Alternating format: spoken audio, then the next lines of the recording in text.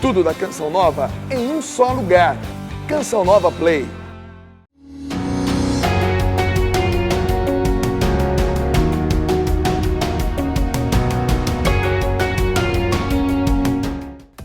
Olá, eu sou Daniel Godry Júnior. Hoje a gente vai falar de negociação, a arte de comprar e de vender bem, que é o título de um livro que eu tenho, Negociação, a arte de comprar e de vender bem. É claro que falar em negociação em 27 minutos não dá para a gente esgotar o tema, mas vamos falar de algumas coisas sobre negociação. Porque negociação é importante, a negociação está presente no nosso dia a dia. Quem de nós nunca negociou, não é verdade? A gente negocia na farmácia, a gente negocia a mensalidade da escola dos filhos, a gente negocia até o nome que a gente vai dar para o filho, não é verdade? Pois é, a vida é um constante negociar e por isso o tema de hoje é tão importante. E é importante mesmo que você não seja comprador e mesmo que você não seja vendedor, porque, repito, negociação faz parte da vida. Dizem que 50% do tempo a gente passa negociando. Eu acho exagerado isso. Mas se for 20%, 30%, já é um grande motivo para você prestar atenção neste programa. Porque cedo ou tarde você é comprador e cedo ou tarde você é vendedor. É ou não é verdade? Quando você compra uma roupa, quando você vende um carro, quando você vende lá a sua casa, quando você vende o teu artesanato, ou seja, a gente está sempre negociando. Quando você pede aumento para o chefe, é ou não é? Então, negociação está presente no nosso dia a dia. A negociação faz parte da história humana. Negociação de paz, negociações grandes, negociações pequenas. Pois é. Então, falando em negociação, eu quero contar para vocês uma história de Pablo Picasso que eu acho assim extraordinária. Também está num livro meu chamado Construindo um Vencedor. Essa história conta o que Pablo Picasso fez a partir de um desenho, de um papel que lhe foi dado. Conta-se que Pablo Picasso tinha o costume de sempre jantar e almoçar no mesmo restaurante, ou seja, ele mudava pouco do restaurante. E claro, Pablo Picasso, não sei se você conhece, um grande artista, suas obras valem milhões de dólares.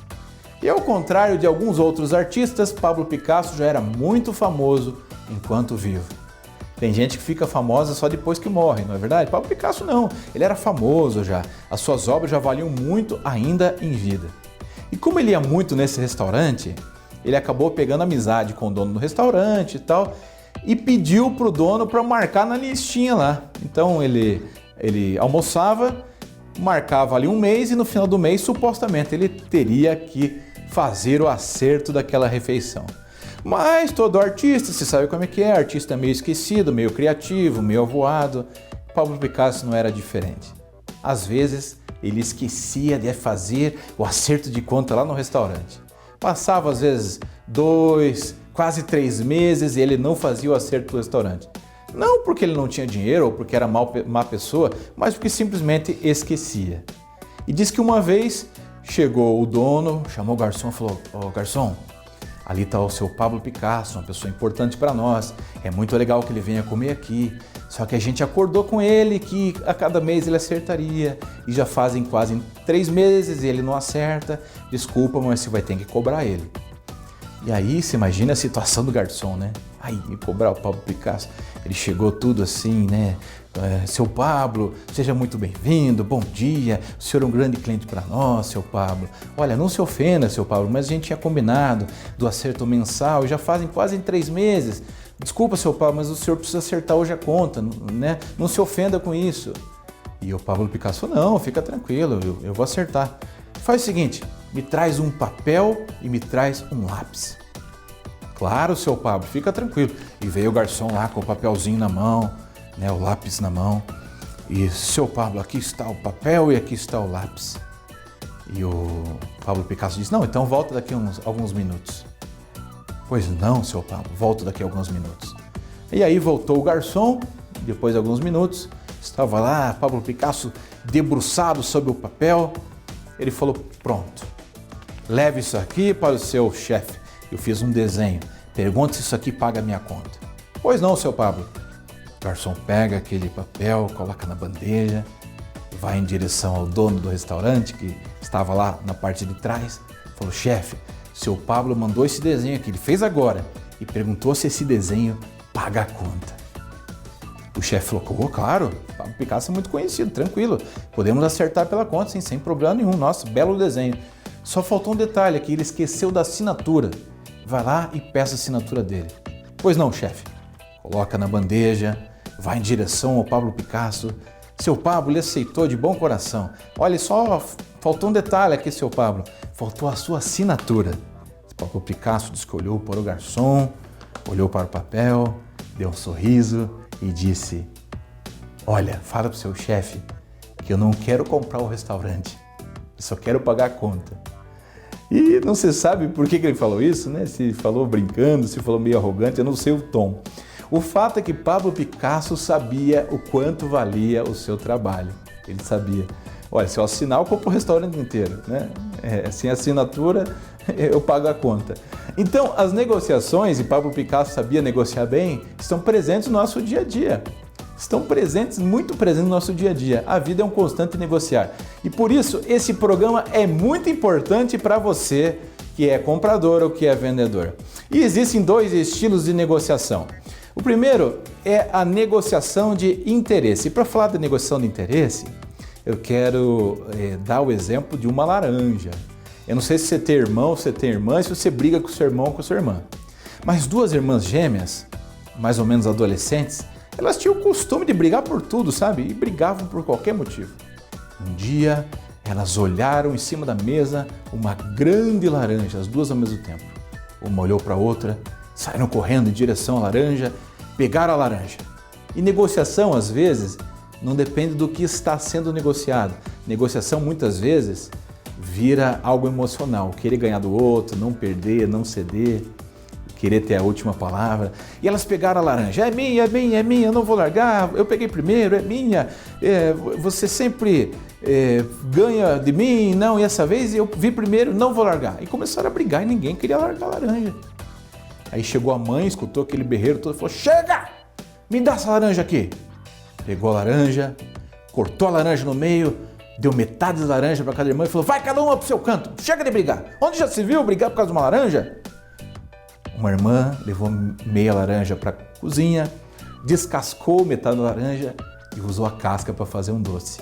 A outra foi para a sala, pegou metade da laranja que lhe cabia, descascou, jogou a casca fora e chupou metade da laranja. E as duas irmãs, cada uma no seu canto, com um sorriso aliviado, pensando: pelo menos roubei metade da laranja da minha irmã. Pois é. Se as duas tivessem negociado, as duas teriam ganho o que queriam por inteiro. Concorda comigo? Uma queria a casca, outra queria o fruto. Uma poderia ter ficado com a casca por inteiro, outra poderia ter ficado com o fruto por inteiro. Mas como elas não negociaram, como elas não se comunicaram, como elas não perguntaram o interesse da outra na laranja, que parecia óbvio, é a laranja, mas nem sempre é tão óbvio, elas perderam na negociação. Então a gente deve começar sempre uma negociação perguntando o interesse da outra parte. E repito, pode parecer óbvio, mas não é. Por que o senhor quer vender a casa? O senhor tem outro negócio em vista? O senhor está precisando de dinheiro? Aconteceu alguma coisa ruim aqui que te traz uma lembrança ruim? Qual é o interesse de venda? Qual é o interesse de compra? Assim, a gente maximiza a chance de fazer um bom negócio. Então, o melhor jeito de começar uma negociação é aberto, é perguntar o interesse do outro. E, claro, existe a negociação de poder, o nome já diz, é um estilo diferente de negociação. É uma negociação onde eu já entro com algo definido que eu quero. É melhor que a de interesse? Não, é diferente. E nós vamos falar no segundo bloco sobre ela. Então, se eu fosse você, eu não perdia. Já voltamos falando hoje de negociação e no segundo bloco vamos falar da negociação de poder. Até já.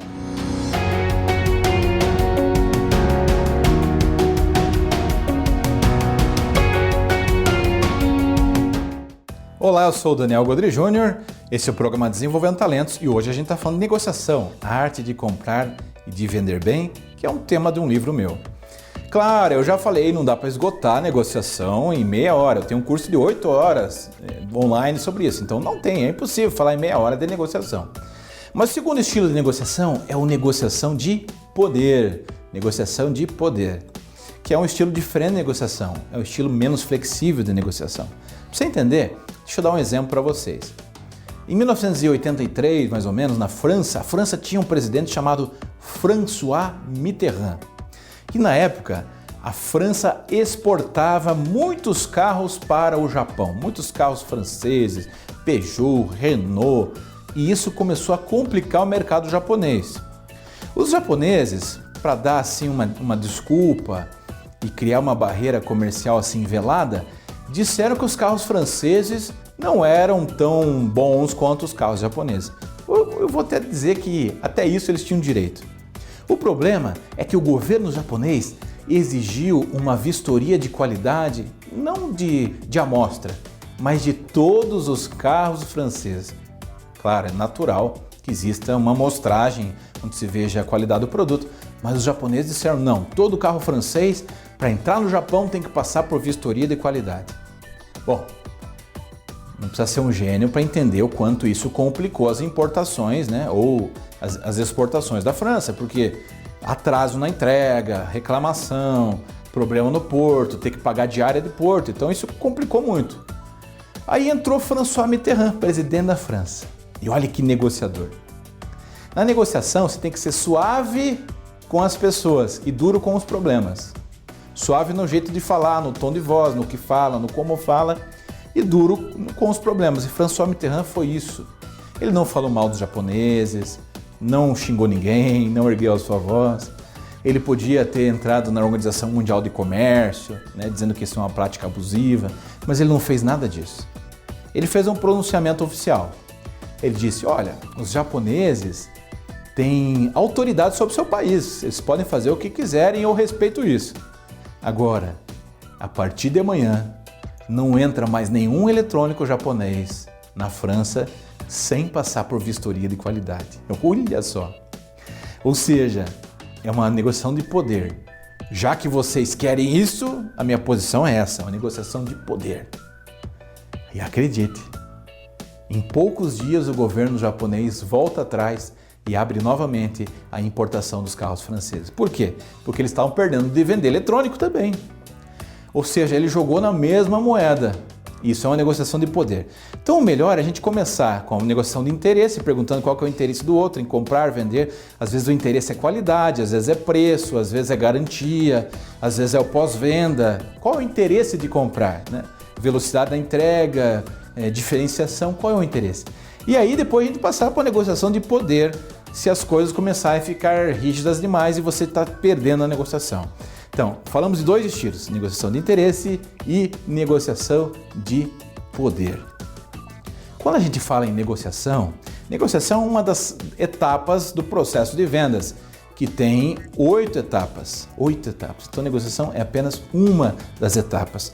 Mas é uma etapa muito importante, porque se você não negociar direito, você não fecha bem a venda. Se a negociação for mal feita, você não consegue ir para o fechamento de vendas. Então é uma área crítica e por isso é importante aprender a negociar. Bem, falando de negociação e entendendo que negociação é um processo mais irracional do que racional e mais emocional do que racional, vou repetir.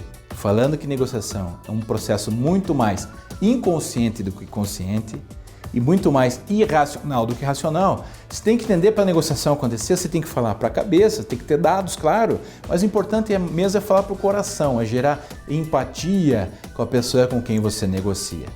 E para isso existem algumas técnicas psicológicas que eu queria falar com você. Existem várias gatilhos mentais que queria falar com você, mas em virtude do tempo eu vou falar alguns hoje. O primeiro é ancoragem. Como o nome já diz, ancoragem é de âncora, não é? Quando você tem um navio e você quer que o navio fique parado naquele lugar, você joga uma âncora. E justamente por isso o processo se chama ancoragem. Porque eu quero que o preço gire próximo, muito próximo da minha âncora. Por isso se chama ancoragem. E fizeram uma pesquisa muito interessante. Pegaram um busto indígena e criaram uma história na rua sobre esse busto indígena. E eles queriam saber qual é o preço que as pessoas estariam dispostas a pagar por aquele busto. Então, eu não lembro exatamente todos os detalhes, mas foi mais ou menos assim.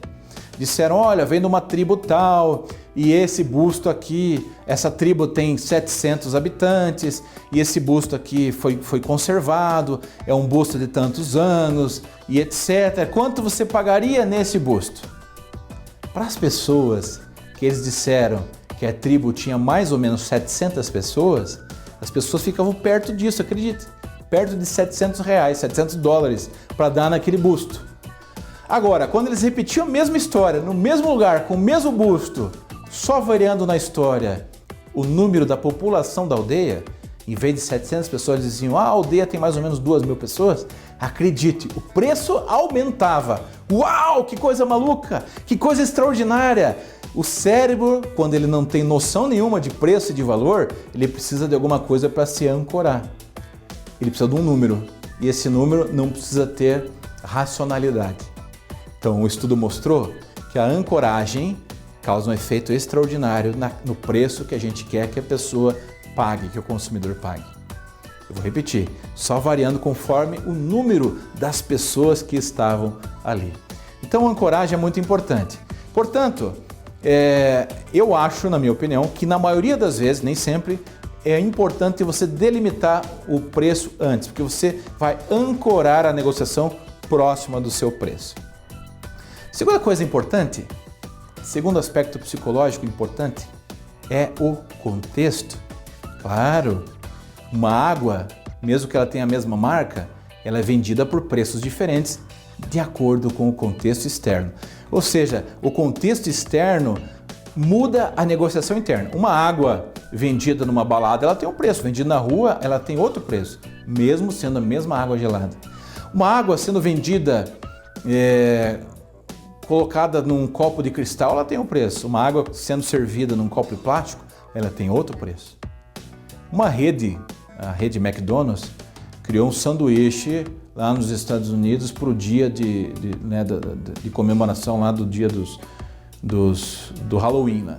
Claro, a gente não gosta disso, a gente é cristão, não estou falando desse aspecto. Eu acho até lamentável que a gente pegue essa cultura e coloque aqui no Brasil, mas eu vou falar de marketing. Eles criaram um sanduíche para esse dia, um sanduíche preto. Que, claro, ninguém compraria, porque preto parece que está apodrecendo, parece que a qualidade não é boa. Agora, quando eles disseram, mudaram o contexto externo, dizendo, olha, é para o dia tal, começou a vender. Por quê? Porque o sanduíche é o mesmo, mas o contexto de venda é diferente. Então pense que a negociação depende do contexto. Se a pessoa está com fome, diminui a chance de fazer negócio. Se a pessoa está irritada, diminui a chance de fazer negócio. Se você tentar vender de manhã, é mais fácil você vender. Se você tentar comprar à tarde, é mais fácil você comprar. Por quê? Porque o vendedor está cansado. Se você tentar bater meta no começo do mês, o contexto não pressiona você a dar desconto. Agora, se você esperar para bater a meta no final do mês, contexto externo, meta, pressão do diretor, pressão por meta, vai fazer com que você dê mais descontos. Então pense o seguinte, o contexto externo da negociação muda a negociação interna. Falando um pouquinho hoje de negociação, vamos para o nosso intervalo e já voltamos. É inegociável, não sai daí.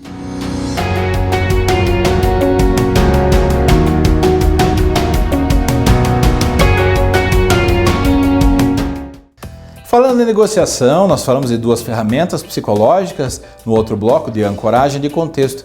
Agora nós vamos falar de uma terceira ferramenta poderosa que se chama enquadramento. Enquadramento é o seguinte, as pessoas só negociam a partir da hora que elas enquadram o seu produto numa categoria. Como assim, Daniel? Se eu vender um DVD de treinamento, é diferente de eu vender um treinamento em DVD. Como assim? DVD, existe uma categoria de preço que a gente está disposto a pagar. Treinamento é outra categoria de preço. Ou seja, como você enquadra esse produto, como você enquadra esse serviço, faz total diferença na precificação desse produto, desse serviço. Você está entendendo? Então, enquadramento é a arte de você posicionar o seu produto, enquadrar o seu produto em uma categoria e fazer com que as pessoas reparem nessa categoria. E isso serve para picape, isso serve para roupa, isso serve para palestrante. Você pode enquadrar e votar num palestrante pelo humor, ou pelo conteúdo, ou pela performance dele, sei lá. Capacidade de decorar, não sei. Conforme você enquadrar, você vai votar. E acredite, isso existe até para fraldas, é verdade. A Pampers criou uma fraldinha para crianças de 5, 6 anos de idade. Mas cá entre nós, né? Nenhum pai quer que o filho use fralda até 5, 6 anos de idade. Acontece que às vezes as crianças estão passando por problema emocional, ou os pais não estão bem e isso reflete nas crianças, elas voltam a fazer xixi na cama. Bom, se a Pampers tivesse feito um produto chamado assim, fraldinha para adolescentes ou para crianças de 5, 6 anos de idade, acredite, seria um completo fracasso. A Pampers usou a mesma linha de produção, o mesmo material, o mesmo maquinário e fez uma fraldinha parecida com cuequinha e com calcinha. Só que ela chamou de Pampers Easy Apps. Ui, que legal! Pampers Easy Apps. E aí é chique, né? Porque eu não quero que meu filho use fralda, mas Pampers Easy Apps foi um estouro de venda. Ô filho, o papai vai botar o Ray-Ban aqui, bota a sua Pampers Easy Apps e vão dar uma volta. Você veja como a coisa é irracional, né? A gente chama de fralda, não vende, mas chama de Pampers Easy Apps, arrebenta de vender. Porque o enquadramento é diferente. Então, cuidado como você está enquadrando o seu produto e serviço. A maior invenção da história, o Walkman, uma das maiores, não? De ruptura, assim, junto com o iPhone e tantas outras, foi um fracasso de venda imediato. Por quê? Porque as pessoas enquadravam o produto como sendo um brinquedo. Quando aqui o Morita reposicionou a linguagem, mostrando que aquilo não era um brinquedo apenas, aquilo arrebentou de vender. Então, cuidado como você enquadra o teu produto ou serviço. Você pode enquadrar de uma maneira ou de outra e isso faz a tua precificação mudar, ok? Negociar é como segurar um sabonete. Se você apertar demais, a pessoa espirra. Se você segurar de leve, a pessoa escorrega. Apertou demais, a pessoa entrou na tua loja, você fala, posso te ajudar? A pessoa já espirra já. Ela fala, não, só tô olhando, só vim dar uma olhada, só queria ver, qualquer coisa eu volto, e ela vai saindo da loja. A pior pergunta que você pode fazer numa negociação é, posso te ajudar? Porque a pessoa está armada ainda. Ela não se desprendeu, ela não está solta ainda para fazer negócio. Precisa conversar sobre alguma coisa que não tem relação direta com o negócio, pelo menos por uns 20, 30 segundos, para desarmar as pessoas. Quando um policial aborda alguém suspeito na rua, o que ele faz? Mãos ao alto. Ele vai desarmar a pessoa primeiro, senão ele leva um tiro. O consumidor está armado quando ele entra numa negociação. Precisa desarmar primeiro. Bem, e a outra coisa, escorrega, né? Você fez a apresentação bacana, tal, mas aí não vai para o fechamento de vendas, a pessoa escorrega. Não, vou dar uma pensada, qualquer coisa eu te ligo, me dá o seu cartão. A pessoa escorregou. E você perdeu a oportunidade de fechar negócio, porque não foi para o fechamento. Negociou bem, fez tudo bacana, mas não foi para o fechamento. É tipo o cara solteiro, né, que conversou com uma moça, a moça já fez assim, já, tá esperando o beijo. E o cara fala, não, qualquer coisa me liga e vai embora. Então você tem que estar pronto para ir para o fechamento também. Quando eu estou comprando, é diferente de quando eu estou vendendo. Quando eu estou comprando, eu tenho que me fazer de morto. Eu sempre digo assim, quando a gente está comprando, a gente tem que ter mais ou menos a personalidade do técnico parreira. Eu não estou falando dele como pessoa, nem como profissional. Você pode gostar ou não dele. Estou falando personalidade. O parreira não demonstra emoção, já viu? E tem pessoas que naturalmente não demonstram emoção. São ótimas quando estão comprando. Parreira comemorando o gol do Brasil. Parreira bravo. Parreira chateado. Parreira feliz. Não muda. Quando eu estou comprando, não posso demonstrar que eu estou empolgado. Você vai comprar uma casa, a pior coisa é assim, nossa, imagina meu carro aqui, eu fui no churrasco aqui, você dá sinal de compra ao vendedor. Quando estou vendendo, eu tenho que ter o rosto do Tite, do Filipão, eu vou junto, minha entonação de voz, eu vendo com o corpo inteiro, eu me empolgo. É justamente o contrário. Quando eu estou comprando, não fale só mal das coisas do vendedor, do produto e serviço do vendedor. Por quê? Primeiro, o vendedor sabe que não é verdade. Aí, segundo, vira uma queda de braço. Terceiro, às vezes o vendedor se chateia tanto, porque ele ama tanto produto e serviço que você acaba com a negociação. Ele nem quer te vender mais. Ele vai dificultar a venda. Quarto, que você perde poder. A melhor maneira de comprar é, às vezes, concordando com o vendedor e aí trazendo uma coisa negativa. Por exemplo, o vendedor fala, nossa, que casa espaçosa, não existe mais casa desse jeito, grande hoje em dia, com terreno grande. Você pode até dizer, sem se empolgar, olha, realmente a casa é grande, o terreno é grande, mas imagina o imposto disso. Imagina o trabalho que dá para limpar disso. E aí você tira o poder do vendedor. Quando eu estou vendendo, não fale só coisa positiva do teu produto e serviço. Porque todo produto bem posicionado, ele tem coisas negativas. Talvez um vendedor O cliente pergunta para ele, mas esse carro 1000 é bom na serra? E o vendedor falou, nossa, esse carro é o bicho na serra, esse carro, rapaz, nossa, o carro 1.0 é melhor que o 1.8 da concorrência, esse carro é uma máquina. Além de não ser legal, gera desconfiança, acaba com a negociação. Tudo que você falar dali para frente, o comprador não acredita mais. Você pode e deve falar a verdade. Você pode e deve revelar também os pontos fracos do teu produto. E se não for aquele produto adequado, achar um outro produto adequado para o comprador naquele momento. Talvez ele esteja precisando de um motor 1.4, não um motor 1.0. Então, nós estamos falando de negociação. E para finalizar, eu quero falar de tempo, informação e poder. Tempo, informação e poder. Tempo, informação e poder são as 3 coisas que você, quando está negociando, comprando ou vendendo, deve tentar pegar. E um exemplo, me ligou há uns 2 anos atrás, uma moça de São Paulo, eu atendi o telefone, ela estava bem ansiosa, falava rápido.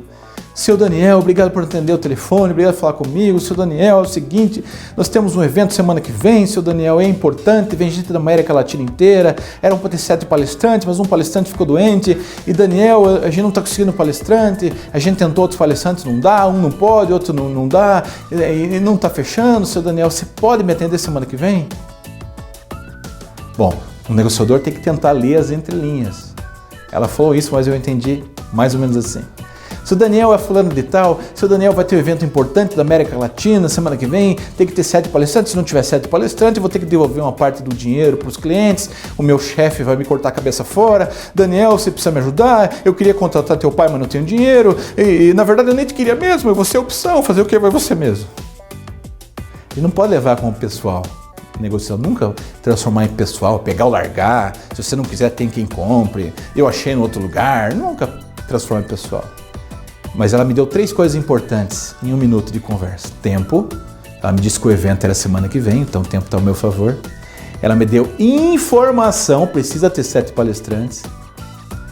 E ela me deu poder, disse que o evento é importante, que tinha gente da América Latina inteira. Então quando eu tenho tempo, informação e poder, eu não preciso mexer no preço. O cliente vai pagar. Então colete, sempre quando estiver conversando, tempo, urgência, informação, quanto mais informações melhor você vai negociar, e aquilo que te dê poder. Ela tem muita alternativa ou não tem? Só eu forneço isso ou não? Meu preço está competitivo no mercado ou não está? E isso vai te dar poder de negociação. Espero que você tenha gostado, claro, a gente falou hoje de negociação de uma maneira muito rápida. Se você quiser baixar um e-book de negociação, de graça, com 10 dicas a mais de negociação, negociação.danielgodri.com.br/ebook, E-B-O-O-K. Então, tá aí no seu visor o endereço. Baixa aí, são mais de 10 dicas de negociação. Grande abraço, até o próximo programa, fica com Deus.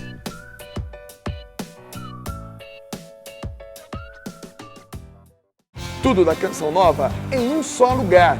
Canção Nova Play.